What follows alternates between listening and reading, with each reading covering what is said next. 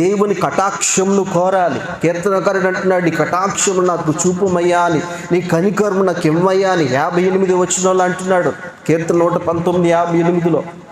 కాబట్టి ఇక్కడ మనం ఆలోచన చేస్తే నీ బండి మీద ఉండవలసింది దైవజనుడు కటాక్షము కాదు, దైవజనుడు ఫోటోలు కాదు, దేవుని వాక్యం ఉండాలి. నీ ఫోన్లో ఉండాల్సింది దేవుని వాక్యం యొక్క వాల్పేపర్ ఉండాలి. దేవుని ఫోటోలు కాదు ఉండాల్సింది, దైవజనుడు ఫోటోలు కాదు ఉండాల్సింది, రాజకీయ నాయకుడి యొక్క ఫోటోలు కాదు ఉండవలసింది. ఎవరి ఫోటో ఉండాలి? దేవుని వాక్యం ఉండాలి. దేవుని నామానికి స్తోత్రం కలుగును గాక. హల్లెలూయా, హల్లెలూయా. ఏముండాలి? దేవుణ్ణి ఆరాధించేవారు తక్కువ, దైవజనులను ఆరాధించేవారు ఎక్కువైపోయారు. ఈరోజు మనం చూస్తే ఒక భక్తుడు చెప్తున్నాడు, ఒక ఆవిడ శేషకాయికి ప్రార్థన చేయమని వచ్చిందట నూనె బాటిల్కి.